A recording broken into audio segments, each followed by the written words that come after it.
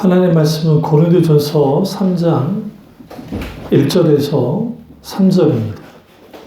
하나님의 말씀은 고린도전서 3장 1절에서 4절까지 보겠습니다. 3절이 아니고 1절에서 4절까지 보겠습니다. 형제들아, 내가 신령한 자들을 대함과 같이 너희에게 말할 수 없어서 육신에 속한 자 곧 그리스도 안에서 어린아이들을 대함과 같이 하노라.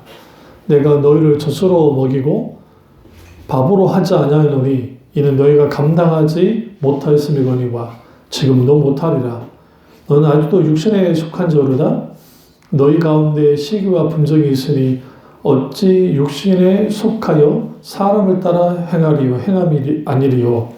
어떤 이는 말하되 나는 바울에게라 하고 다른 이는 나는 아볼로에게라 하니 너희가 육의 사람이 아니리요. 아멘. 말씀 제목은 창피하십니까? 라는 말씀을 나누도록 하겠습니다. 창피하십니까? 뭐에 창피하십니까? 예수님 믿는데 창피하십니까? 라는 제목입니다.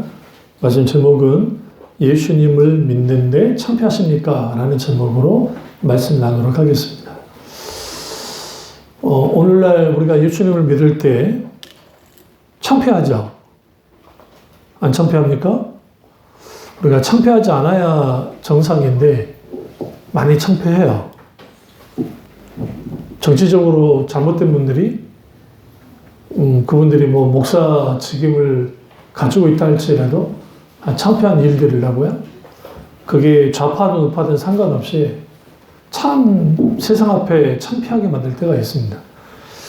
우리는 착각하는 게 초대교회가 그렇다 본다면 완전한 교회느냐? 그렇지 않습니다.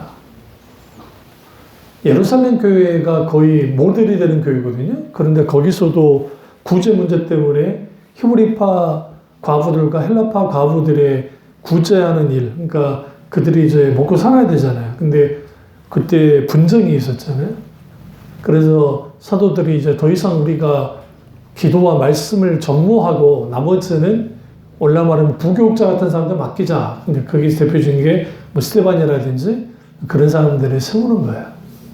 그런 통해서 이제 교회가 든든히 서가긴 하지만 교회마다 문제가 많습니다. 대표적인 게 요한계시록을 보시면 서머나 교회와 빌라델비아 교회 외에는 나머지가 다 칭찬과 그 다음에 책망을 듣고 또 대표적인 게 라오디가 교회는 아예 칭찬이 하나도 없고 책망만 듣습니다. 여기서 우리는 교회는 완전할 수 없다. 그런데 예수 믿는데 창피하게 만드는 일들이 벌어진다. 누가 그렇게 하느냐? 소위 예수 믿는다고 하는 사람들이 이제 그런 일들을 하는 것이죠. 여기서 중요한 게 뭐냐면 제가 어렸을 때도 기독교는 환영받지 못했습니다. 그때가 가장 기독교가 강할 때임에도 불구하고 그리고 예수 믿는다는 이유 하나 때문에 친구들에게 놀림도 당하고 예수쟁이라고 하는 그런 말도 듣기도 했습니다. 오늘날도 말할 거 없습니다. 교회 다닌다고 한다면 이상한 사람 취급해요. 그리고 이 교회를 다니고 예수 믿는다고 한다면 정신 박하냐? 아니면 의지 박야냐? 라고 그렇게 반응을 하는 거예요. 왜 그러냐면 믿을 게 없어서 예수를 믿냐? 그렇게 나오는 거죠. 왜 그러느냐? 우리는 하나 착각하는 게 뭐냐면 기독교가 윤리도덕적으로 뭔가 뛰어나면 세상이 욕하지 않을까요? 그렇지 않아요. 예수님이 말합니다. 세상이 나를 미워한다. 그러니까 너희도 미워할 거다. 여기서 세상은 뭘까요? 사탄이죠, 당연히. 사탄 권세, 사탄. 그리고 이 세상 사람들이 하나님을 대적하기 때문에 당연히 예수 믿는 사람들 미워합니다. 당연한 겁니다. 근데 문제는 뭐냐면 예수 믿는 사람들이 미워하게 만드는 거야, 안 믿는 사람을. 대표적인 게 서울역 가보시면 서울역에 막 전도하는 소리가 막 들리거든요. 그 보면 소위 거기에 무슨 선교회에 나와가지고 막 이제 확성기를 켜놓고 앰프를 켜놓고 막 해요. 여러분, 그분들은 사명으로 해요. 비가 오나 눈이 오나 바람이 부나 나와서 사명을 하는데 그게 하나님 보시기에 그러면 그게 합당하고 아름다운 것인가? 그렇지는 않습니다.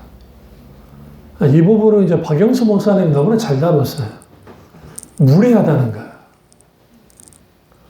그러니까 복음 전도를 할 때 무례하면 안 돼요. 제가 그런 사람들도 만난 적이 있어요. 그러니까 그건 그 교회 목사가 잘못한 거야. 그러니까 권사 하나가 전도제를 제가 안 받은 적이 있거든요. 그러니까 받아라고. 지옥 가고 싶냐고. 내 신분을 밝히려다 한번 들어봤어. 그리고 제가 그분을 거기서 꾸짖으려다가 말았어요. 왜 그러냐. 그 사람의 태도 속에는 이미 뭐가 문제가 있냐면 나는 구원받아서 니네들 이 전도제 안 받으면 니네 안 하면 너희는 지옥 다 가는 거야. 라고 하는 영적인 우월감을 가지고 다가오는 거예요. 그게 교만이에요. 그게 복음을 가로막아요.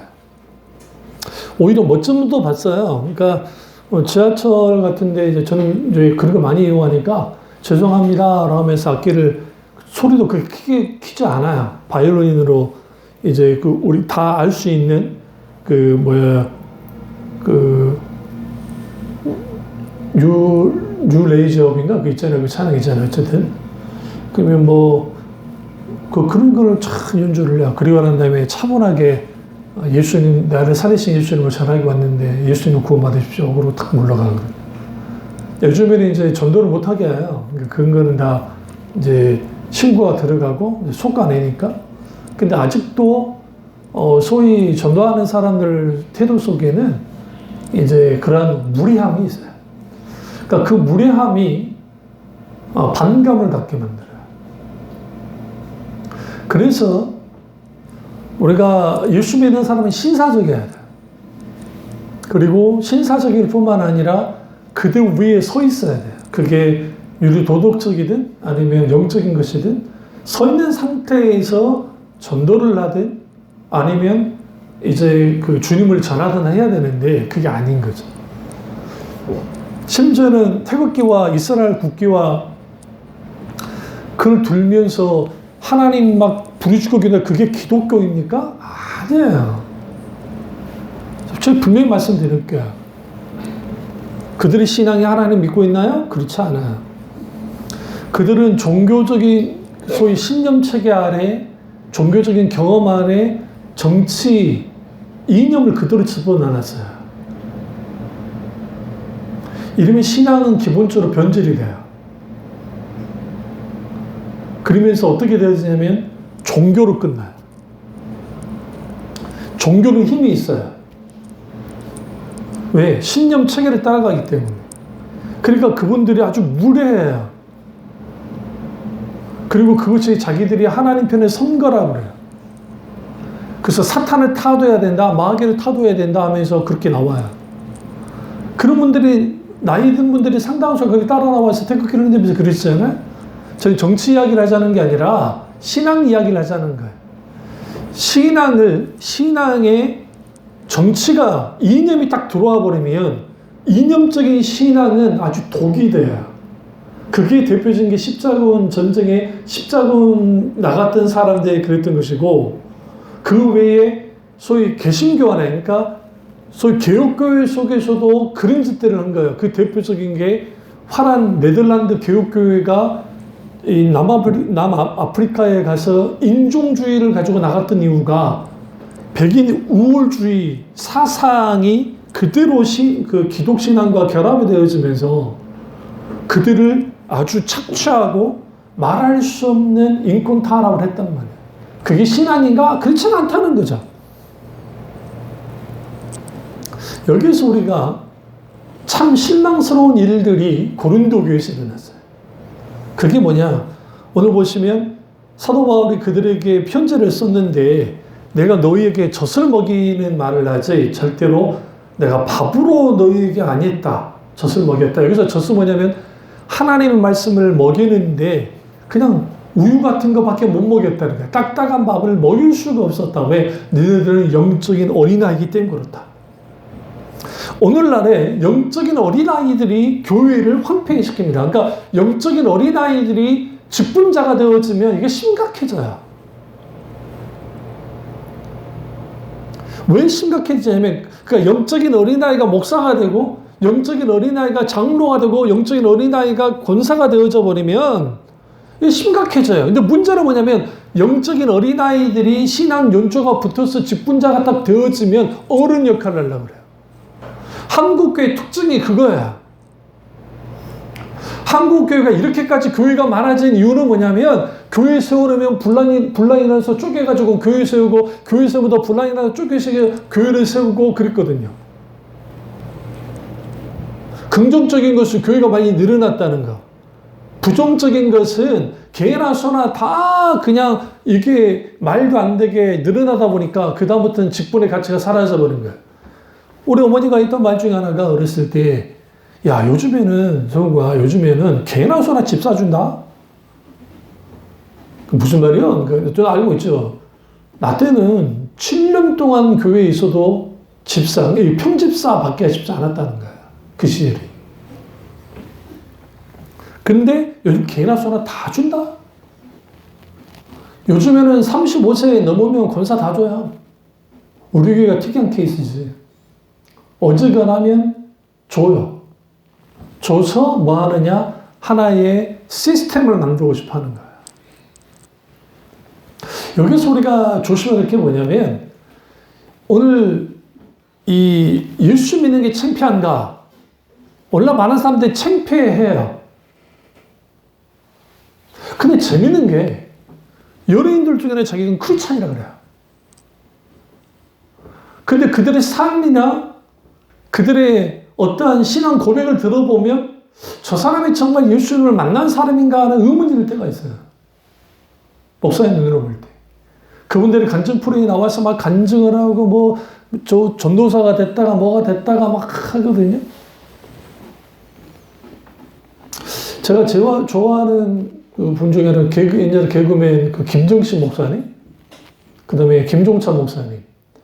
이분들이 왜 저는 좋아하냐면, 그분들이 예수를 믿고 신학을 하고, 그 다음에 이제 목회를 하잖아요. 한 분은 장애인 목회를 하시고, 방송을 하시면서, 한 분은 이제 목회를 하시는데, 김종찬이랑 토요일 밤이 저와 김종찬 목사님 같은 경우, 감옥에서 예수를 만났거든요. 무슨 사고 쳐서가 아니라 연예인들은 세상 물정을 잘 몰라요. 그러니까 막 사인을 해버려요. 그러니까 그냥 사교로 그냥 감옥에 갔다가 거기서 주님 만난 거죠. 그리고 이제 신학을 해서 이제 그렇게 하는데.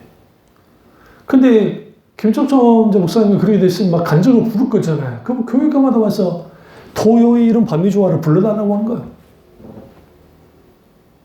담임 목사가. 아니면 그 교회 교인들이 히트곡 좀 불러달라고. 갈 때마다 목사님이 말을 하는 거죠. 저는 구원받고 난 다음에, 예수 믿고 난 다음에는 세상 노래 안 부르기 작정한 사람입니다. 죄송하다. 그래서 가는 곳마다 불러달라는 거죠. 김정식 목사님은 전성기 때, 개그맨 전성기 때 미국으로 유학 갔다 줄 만나서 이제 그만두고 이제 하신 분이거든요. 그분도 방송 거의 안 나오죠. 안 나온 이유가, 나는 목사이고, 세상은 그걸 통해서 하고 싶지 않다. 우린 여기에서 그렇게 멋진 분들도 있지만, 막 방송에 나와가지고, 목사인데, 무슨 프로그램에 나와가지고, 해가지고, 근데 그 말을 들어보면 세상 사람들이 좋아할 말을 골라서요. 당연히 그럴 수밖에 없는 게, 그들이 갖고 있는 신앙관이 적극적 사고방식과 번영주의에 있기 때문이에요. 실용주의와. 여기에서 이제 뭐가 문제가 되어지냐면, 잘 들으세요? 기독교의 수준을 땅에 떨어뜨려 놓는 거야. 좋게 말하면 평준화 시켰어요. 근데 상향 평준화가 아니라 하향 평준화 시켜놨어요. 그러니까 세상 사람들이 보는 기독교라는 게, 저까지 건 믿지라고 하는 거야. 그러니까 김단조 목사님 지인 중에 스님이 계시거든요. 근데 그 스님이 그냥 스님 말고 공부를 정말 많이 하는 스님들이 계세요. 그래서 그분들하고 우연히 만나고 해서 이제 이야기를 나누다 보면 그 스님들이 웃으면서 그 말 한다잖아요. 목사님, 예? 머리 깎으세요. 그 무슨 말이에요? 기독교에서 이렇게까지 심오하게 이렇게 말하는 분은 거의 본 적이 없습니다. 그러니까 김남주 목사님 뭐라고 계세요? 이거는 기본적으로 기독신앙에 있으면 나 말고도 많다고. 아닌 것 같은데요. 그러니까 또 무신론 기자가 찾아와서 김남주 목사님과 대담을 하고 이야기를 할 때 거기에서 기독교에 대한 아주 반감을 가진 기자인데 그가 놀라잖아요. 이게 기독교입니까? 기독교입니다. 그러면 지금 있는 그건 다 가짜입니다. 왜 이렇게까지 문제가 발생됐을까? 그것은 오늘날의 교회만의 문제가 아니라 고린도 교회도 초대교회도 이 문제를 갖고 있었다는 거예요. 무엇에서 벗어나면? 신앙의 본질에서 벗어나면 이런 문제가 생겨요. 또 하나는 깊이 사유하는 교인을, 성도를 만들어 오지 않으면 그렇게 돼요. 여러분 정말 부탁인데 뉴스를 보든 포탈에 글을 읽든 그리고 또 여러분이 뭐 책을 읽든 뭐든 간에 분별하고 건전한 비판의식을 갖고 봐야 돼요. 지금 20대, 30대 이 아이들은 그 전두환이 일으켰던 12.12를 몰라요. 저는 어렸을 때 광주에 있지 않았으니까 그건 겪지는 않았지만 이제 광주를 들어가려고 하면 군인들이 늘 검문을 했어요. 그게 90년도까지. 검문 검색을 했다고요. 저 그걸 처음에 이해를 잘 못했어요. 내가 어렸을 때 그 일을 벌였었으니까. 그 일이 어떤 건지도 알아요. 뉴스를 통해서 봤고 다 알긴 알아요. 그리고 자라면서 우리 선생님들이 저는 학생 때, 중학생 때, 고등학생 때 이미 운동권 선생님들이 들어와서 다 안다고요. 그래서 대목하나 그걸 다 배웠고 우리 교회, 우리 담임 목사님이 미국 시민권을 가지고 민주화 투쟁을 했던 분이니까 우리 교회는 그분들이 왔다 갔다 하니까 저 다 봤단 말이에요. 그러면서 하나 들었던 그 고민이 있었어요. 그게 뭐냐면 그 민주화 참 좋다 이거예요. 그리고 전교조 좋아요. 그때 전교조가 발생됐으니까. 좋은데 하나 걸리는 게 있었어요. 인권도 좋고 다 좋아. 근데 거기에 예수 믿는 선생님들의 모습 속에서 전한 그리스도와 관련된, 그러니까 예수 그리스도의 십자가의 복음과 관련된 모습이 하나도 없는 거야. 심지어 우리 담임 선생님을 우리 교회에서 만났거든요. 그 나를 보더니 너무 반가운 거야. 니도 운동권이구나. 그러니까 내가 그랬죠. 저희 교회인데요. 그래? 그러고 뻘쭘하고 가시더라고요. 근데 제가 실제 반장을 했던데. 근데 거기에서 내가 이제 1층에서 그걸 막 논의했으니까 2층에서 몰래 한번 들어봤거든. 들어보니까 그 내용이 옳은 말이긴 한데, 이런 것을 굳이 교회에서 해야 될 일이 있을까? 모임을 굳이. 근데 생각해보면 그 모임을 거기서 가졌던 이유가 우리 담임 목사님이 미국 시민권을 갖고 있기 때문에 여수 경찰서에서 막 형사께나 와서 막 잡아갈 수 있거든요. 그런 상황인데 그걸 막으려고 그랬던 것 같긴 해요. 지금 생각해보면. 그때는 이해가 안 되는데. 근데 그런 것들을 통해서 무슨 생각을 했냐면 어떤 사상, 그리고 꼭 방학 때만 되면 서울에서 공부했던 우리 형님 누나들이 와가지고 이 사상들을, 운동권 사상들을 애들한테 주입을 시켰거든요. 그러면 가장 먼저 하는 게 술 마시고 담배 피고 애들을 막 그려봤단 말이에요. 그걸 보면서 저들은 왜 서울 가서 저주경이 됐을까? 왜 그랬을까? 신앙의 본질에서 떠나면 그게 보수든 자유든 상관없어요. 그렇게 돼요. 생명을 잃어버리니까.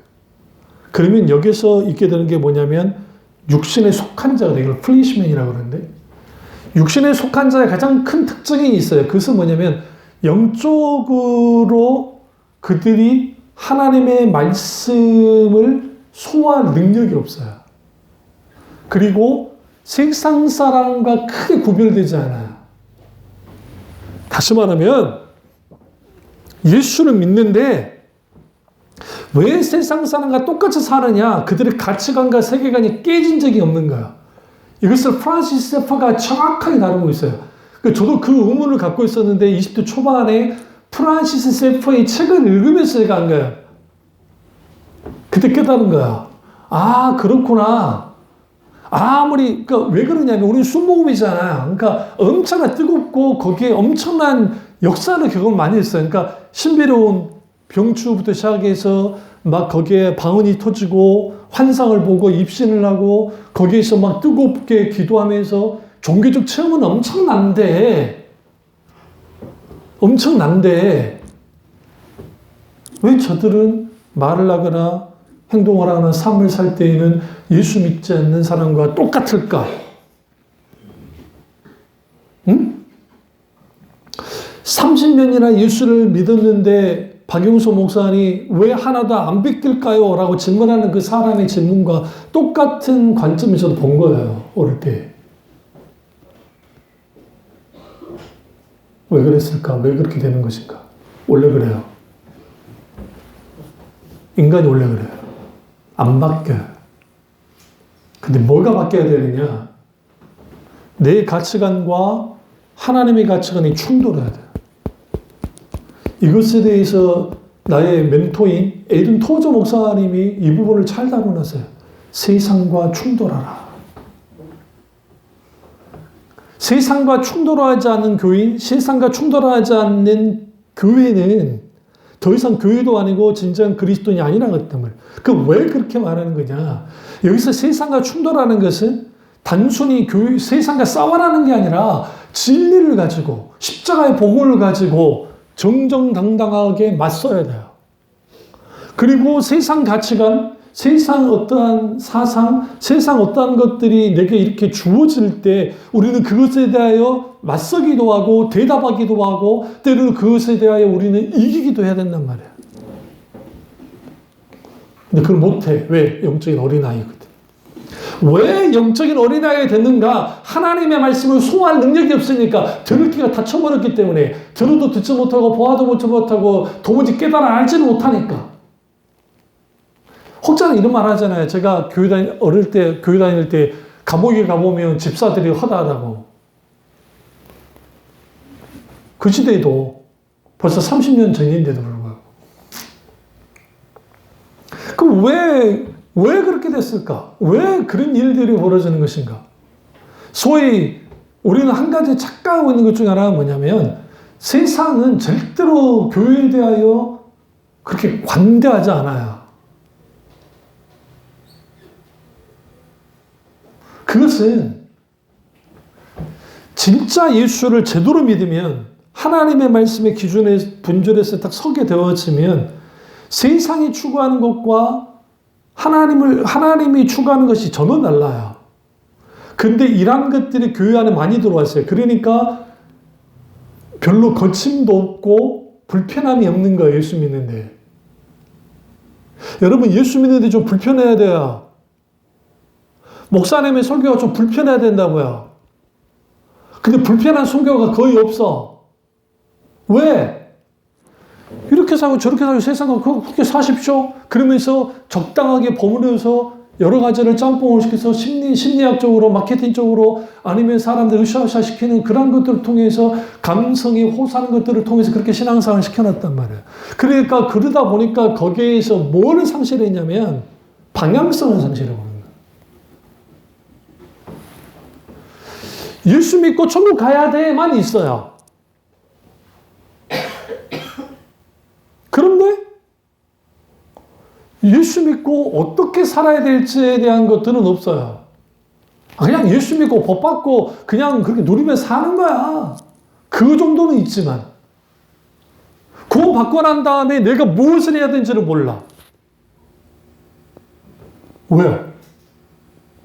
왜 그렇습니까? 그래서 가르친 적이 없어요. 가르친 적이. 또 다른 차원은 신앙이 하나님을 믿는다는 것이 그들에게 있어서 하나님을 믿는 것은 하나님을 통해서 뭔가 얻어내는 거예요. 그게 천국이고 그게 복 받는 것이고 그것이 건강을 유지하는 것이고 병고침을 받는 것이고 하나의 하나님을 수단으로서만 하나님을 바라보는 거야. 이걸 뭐라 그랬어요? 종교라고 그랬잖아요. 이걸 뭐라 그랬어요? 우상이라고 했잖아요. 하나님을 종교적으로 나가니까. 그러니까 감히 하나님 까불지 말라 그래! 그런 말을 하는 거예요. 어떻게 목사 아니라 누가 되어줘도 그럴 수 없어요. 왜 그러냐면 우리가 하나님을 알기 때문에. 하나님을 알면 그런 말이 입에서 튀어나올 수 없어요. 근데 왜 그렇게 했을까요? 자기가 위대하다는 거야. 나는 대단한 사람이야. 하나님이라 할지라도 내 말을 들어.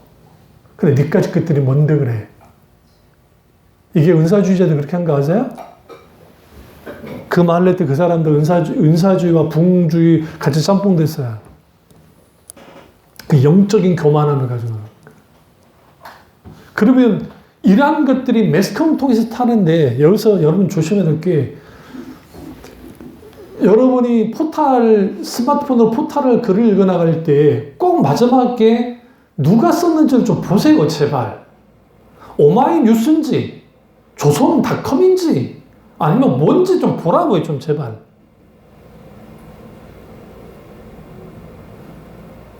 거기에 이미 뭐가 결정이 돼 있어요? 방향성이 결정되어 있어요. 논조가. 근데 오늘날에는 그것을 무비판적으로 받아들이니까 재미있는 게 구구는 구구가 되고 국자는 국자가 돼요. 과거에 비해서 더 분별력이 없어졌어요. 왜냐하면 계속 알고리즘이, 스마트폰 알고리즘이 여러분이 구구와 관련된 걸 계속 보면 얘가 알아서 그것만 계속 보여줘요. 계속 노출되니까 분별력이 없어져. 이단이 그걸 잘 사용을 하는 거예요. 그래서 이단이 절대로 스마트폰이나 TV를 못 보게 하고 그들이 계속 자기들의 교리만을 계속 주입시키는 이유가 그거예요. 계속 하다 보면 거기에 있다 보면 그 안에 세계관이 딱 갇혀져요. 빠져나오지 못해요. 크게 깨붙들어, 그러니까 사도 바울이 예수님을 다메섹에서 만나는 사건 같은 그런 강력한 말씀의 사건이 일어나지 않고서는 잘 깨지기가 쉽지가 않단 말이죠. 그러면 이러한 것들이 세상에 있는 교회들에게 딱 노출되어졌을 때, 교인들에게, 오늘날 한국교회 노출되어졌을 때 그들은 어떠한가? 극자구구 소수예요. 다수 건전한 교인들은 많이 있을 거라 생각합니다. 그런데 여기서 가장 큰 함정이 있어요. 그게 뭐냐면 큰 관심이 없어요. 그분들은. 그러면 어떻게 신앙생활을 하느냐? 그 시대가 각 시대의 정신이 있어요. 시대 정신. 시대가 요구하는 것들이 있단 말이죠. 사회 문화적으로 할 때 거기에 발맞추면서 신앙생활을 나가요. 이걸 나쁘게 볼 필요는 없어요. 이걸 팀 켈러 목사님이 상황화라 그랬는데 컨텍스트 상황화라 그랬는데 이 부분을 에든 토저나 C.S. 루이스나 특별히 C.S. 루이스가 너무 이걸 잘 다뤘어요. 팀 켈러 목사님도 그렇고 저도 상황화에 대한 관심이 많아요. 각 시대마다 기독교가 변모하는 것은 뭐라 할 수는 없어요. 근데 문제는 뭐냐면 뭐까지 놔버렸냐면 진리에 대한 말씀, 신앙의 본질까지 놔버린 거예요. 너무나 많이. 그러니까 무슨 일이 벌어졌느냐. 세상에 있는 것들이 교회 안에 들어오기 시작한 거예요. 그게 세속화라고 그래요. 사탄의 가장 큰 무기가 세속화입니다. 아이러니한 것은 뭐냐면 종토파 유대인들과 극단주의 무슬림들, 특별히 사우디아라비아, 이란 이 사람들이 가장 무서운 게 뭐냐면 세속화야. 세속화. 세속화는 어떻게 일어나느냐? 혼합되어져서 처음에는 서서히 혼합이 돼요. 그러니까 제가 고등학교 때 교회에서 회장을 하고 있는데 수련회를 갔어요. 그리고 수련회를 가서 이제 그 해변에 갔는데 거기서 이제 기도를 해야 되는데 갑자기 전도사님이 딱 나와가지고 기타를 치면서 뭐 하느냐? 가요를 부르는 거예요. 그때가 이선희가 막 뜨고 막 할 때예요. 그러니까 막 변진도 노래부터 시작해서 이선희 노래를 막 부르는 거죠. 제이 스치는 바람에 제이 그대 모습 와 그럼 거기서 애들이 같이 그 내가 하도 화가 나길래 거기에서는 말을 할 수는 없고 권위는 순종을 해야 되니까 그리고 전도사님 찾아갔어요 따로 굳이 여기까지 와서 불러야 되니까 그러니까 야 네가 뭘 몰라서 그런다는 거야 지금 여기 와 있는 애들 중에 교회 안 다니는 애들도 있지 않냐 그러니까 그 애들을 전도를 하려면 좀 재밌게 좀 하고 해야 애들이 교회를 다니는 거야 내가 그랬죠 그게 하나님의 뜻입니까? 아무 말도 안 하더라고 안 돼. 그러면서 나타나면 너같이 그렇게 극단적으로 믿으면 안 돼. 그건 잘못된 거야. 하도 열이 받길래 나 혼자 쭉 걸어가지고 그 바위 있고 그 건너편에 가서 나 안 보이는 곳에 가서 울면서 거기서 기도를 하고 있으니까 친구 몇 명이 나를 찾으러 왔어. 왔다가 내가 기도하는 걸 보고 같이 꼬꾸라진 거야. 거기서. 왜?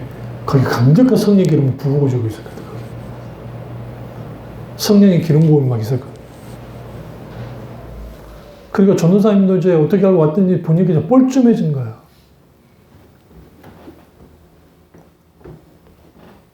기도하고 와서 딱 와서 잡고 하니까 가요 안 부르고 찬양을 부르기 시작하고 그 현장에 기름 부음이 강하게 일어나기 시작했어요. 그토록 세상 끝하면 교회 다닌다고 했던 누나 동생들 그 애들이 울면서 회개하고 돌이키고 하는 일들이 거기에 강력하게 일어나기 시작했단 말이에요. 어떤 접촉점을 갖는 것은 잘못된 게 아니에요. 사도 바울이 그 말을 했잖아요. 나는 유대인은 유대인처럼 그리고 이방인은 이방인처럼 내가 다가간단 말이에요. 그것은 잘못된 게 아니라 바울이 가르쳐요. 근데 여기서 중요한 게 있어요. 그럼에도 불구하고 사도 바울이 했던 말이 있어요. 복음 전도는 말의 지혜로 하는 것이 아니라 오직 성령의 능력으로 하는 것이다. 결국은 그거예요. 오늘날의 교회가 교세 확장과 사람들을 많이 모이게 하고 뭔가 하기 위해서 하다 보니까 강단의 메시지에서 뭐가 딱 사라졌냐면 신앙의 본질과 관련돼요. 하나님의 진리의 말씀, 생명의 말씀이 사라지기 시작했어요. 그래서 듣기 좋은 설교만 있는 거야. 좀 어렵고 딱딱한 밥이 되는 그러한 말씀들이 사라지고 그냥 먹으면 먹을 수 있는 그러한 저세되는 말씀만 있게 되는 거야. 여기에서 그것을 먹고 자라는 교인들은 뭐합니까? 자라나지 못해. 지금 나이가 20살인데 계속 우유만 먹어. 다른 걸 먹지를 않아. 골고루 영양이 들어갈 수가 없잖아요. 제대로 서지도 못할 거야. 그러면 여기서 영적인 측면에서 똑같아요. 영적인 기형아들이, 영적인 병적인 유아 상태에 있는 사람들이 있어요. 그게 고린도 교회이고 그러니까 파벌이 나눠지는 거예요. 바울파다, 아볼로파다, 그리고 심지어는 이제 고린도 보시면 그리스도파까지 나와요. 개바파까지 나와요. 그러면 그리스도파, 개바, 바울파, 그 다음에 베드로파, 아볼로파 이렇게 나눠졌단 말이에요. 이때 많은 신학자들이 고린도 교회 안에 가장 문제를 일으켰던 파가 누구냐? 그리스도파예요. 역설적이게도. 왜 그리스도파일까? 우리는 생각할 때 그리스도파니까 그들 그리스도만 아니요. 종교적인 우울감을 가지고 그리고 그들이 딱 주체를 세워서 바울도 필요 없어. 베드로도 필요 없어. 아볼로 필요 없어. 우리는 그리스도만 돼. 그리스도만이면 돼. 그런 게 형제교회 같은 그런 집단들, 회중교회, 목사 필요 없어. 다 필요 없어. 형제 자매로 불리는 그런 집단들, 하나님의 분명하게 질서를 세울 수 불구하고 깨부셔버리는 것들, 그런 이단들이 그냥 나오는 게 아니야. 그러면 여기서 우리가 한 가지 알 게 뭐냐면 교회에서의 분란 그리고 교회에서의 문제 여러 가지가 있는데 왜 그렇게 이루어질까? 신앙의 본질적인 설교를 하고 그렇게 있다고 해서 그러면 교회가 그런 분란이 없는 것인가? 있어요. 그런 설교가 있어도 그런 교회 안에서도. 왜? 원수는 항상 그것을 깨부시려고 그래요.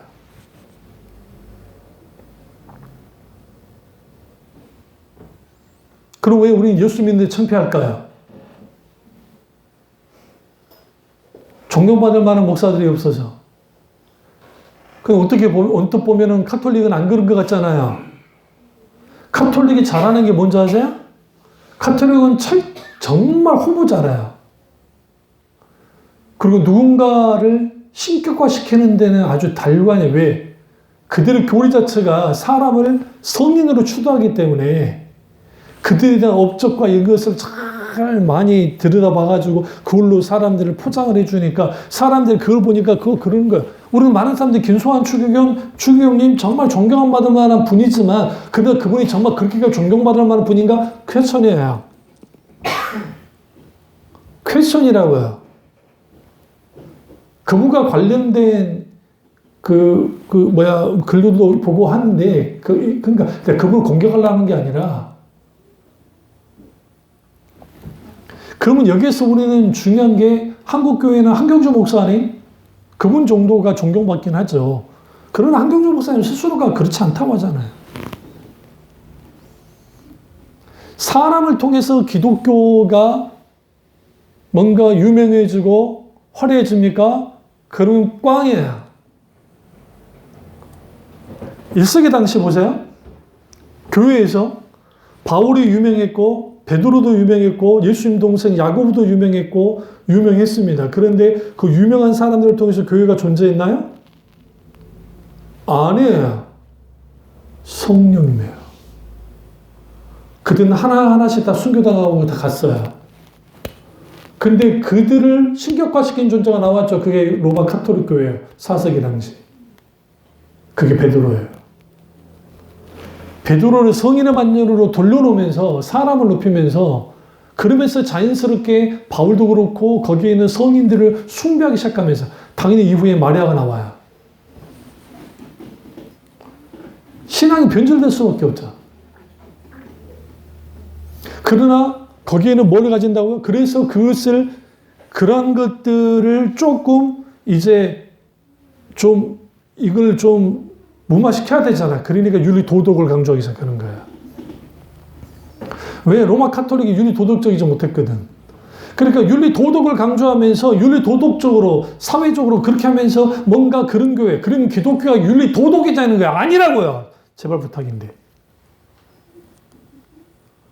윤리 도덕을 뛰어넘어요. 이걸 뭐라고 하냐? 하나님의 윤리라고 그래요. 이걸 하나님의 도덕적인 통치라는 표현을 씁니다. 예수 믿는 사람들은 내가 윤리 도덕으로 뛰어나서 하나님께 나아가는 자들이 아니에요. 우리는 하나님 앞에 완전히 죄인이고 하나님 앞에 나아갈 수 없는 존재인데 하나님의 크고 놀라우신 은혜 가운데 내가 예수님 믿고 구원을 받았어요. 그리고 내가 아버지를 사랑하고 내가 아버지를 너무 원하기 때문에 그분을 내가 너무나 알기 때문에 그분이 원하신 것들을 따라가기 시작합니다.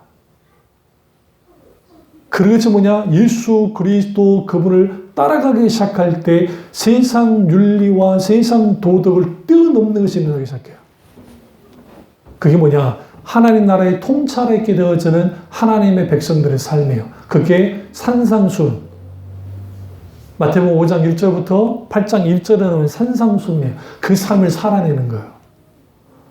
그 삶을 살아내는 게 쉽지가 않아요. 왜냐하면 그 말씀 쭉 보세요. 네 원수를 사랑하라잖아요. 다른 거 다 놔두고 원수 사랑부터 걸려요.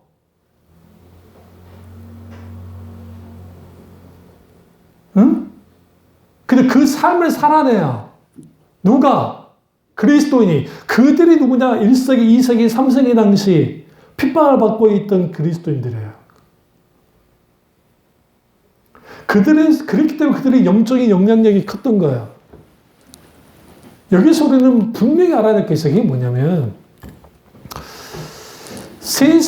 세상이, 그러니까 우리가 세상이 딱 보기에 내가 창피해, 예수 믿는 게. 여기 잊지 말아야 될 게 있어요. 하나님의 이름도 땅에 떨어져 있어요. 제가 중학교 2학년 때 중생을 처음 하라고 하는데 친구 녀석 하나가 나한테 교회 다닌다고 하면서 보는 앞에서 하나님 욕을 막 하는 거야.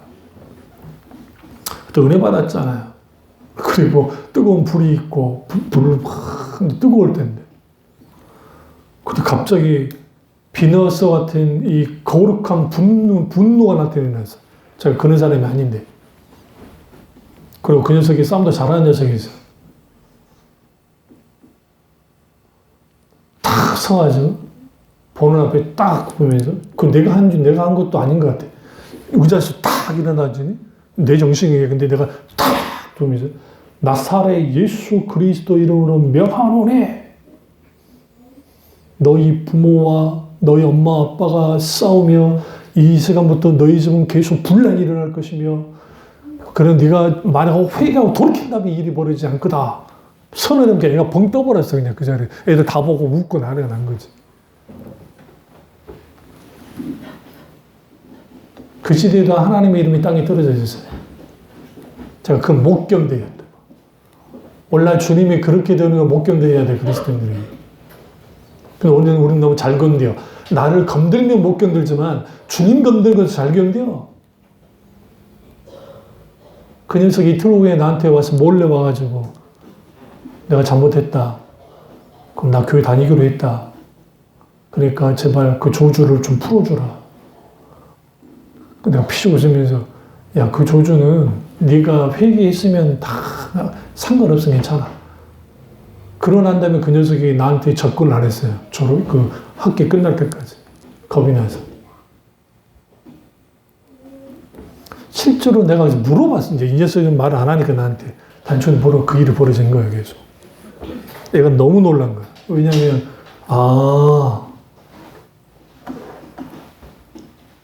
우연은 아니라는 거. 왜? 그 부모가 굉장히 금술이 좋은 부부인데. 그런 일들이 벌어지니까. 여기서 우리가 한 가지 알 것은 나처럼 해라는 게 아니라 그때는 성령이 너무 강하게 역사했기 때문에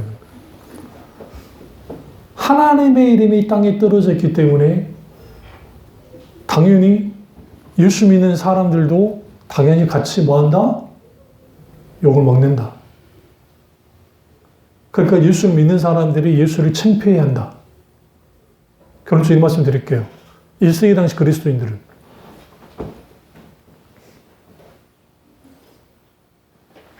안디옥 교회에서 처음으로 그리스도인이라는 명칭이 쓰여졌습니다. 이때는 예수 믿는 사람들과 그리스도인이라는 말은 크리스찬이라는 말이 그때 나온 거예요. 그런데 크리스찬이라는 말이 높임말이 아니라 예수쟁이, 예수에게 미친 것들이라는 뜻이에요. 욕이었어요. 다시 말해 예수 믿는 잡것들, 인간도 아닌 것들. 비로소 그리스도인이라 일컬어졌다는 표현을 쓰거든요, 성경에 보죠. 근데 불과 3세기, 4세기에 대해서 이제 로마 역사가 타키투스부터 시작해서 2세기 당시, 3세기 당시 이 문서를 보면, 그때 기록됐던 문서를 보면, 우리는 이 시대에 희한한 별종들과 살고 있다. 그들은 그리스도인이라고 합니다. 그래서 그들을 제3의 인종 혹은 제4인종이라고 일컫는다. 그러면서 뒤에 그들이 뭐라면 그들은 우리보다 윤리 도덕적으로 월등히 뛰어나고 그들은 죽음을 두려워하지 않고 그들은 부활을 믿으며 그들은 하나님 나라를 갈망하며 사는 자들이다. 그들은 황제도 두려워하지 않고 칼도 두려워하지 않고 누구도 두려워하지 않는 그러면 누구보다 사랑이 많고 누구보다 섬기고 심지어는 그 당시 그 풍토병이 돌았거든요. 다 도망쳤는데 그리스도인들만 남았어요. 사람들을 치료했어요. 그리스도인들 중에서 많이 죽었어요. 근데 그들이 그 지역을 지켰어요. 왜 저들은 도망갈 수 있고 피할 수 있었는데 저러고 있었던가? 부활 때문입니다. 예수를 사랑하기 때문이다. 그게 그리스도인이었어요. 당연히 사람들 어떻게 나옵니까? 욕하고 막 했던 사람들이 뭐 하기 시작해요? 그리스도인 인정하기 시작했어요. 어떤 교회에 칭찬받는다고 막 주위에 돌아다니면서 보이는 데서 막 청소하러 그게 이단들한 짓이잖아요. 이 하나님 교회 이단들이. 하는 거 좋다고 생각해요. 그런다고 해서 주님의 이름이 올라갑니까? 그렇지 않거든요. 신앙이 본질로 돌아와서 영적으로 우리가 하나님 보시기에 자라나는 그리스도인들이 되어야 되고, 그리고 거기에 하나님의 말씀은 무장되어지고 하나님과의 관계에서 바른 신앙을 갖기 시작할 때, 그 삶에서 말씀을 살아내기 시작할 때, 내 삶 가운데 하나님 함께 하심이 사람들이 드러나기 시작할 때 사람들이 합니다. 예수 믿는 것이 저거라는 것. 이런 놀라운 은혜가 저와 여러분의 길을 주님으로 축원합니다. 기도하겠습니다. 기도하실 때 이 말씀이 나의 말씀이자 우리 말씀 되기를 기도하겠습니다.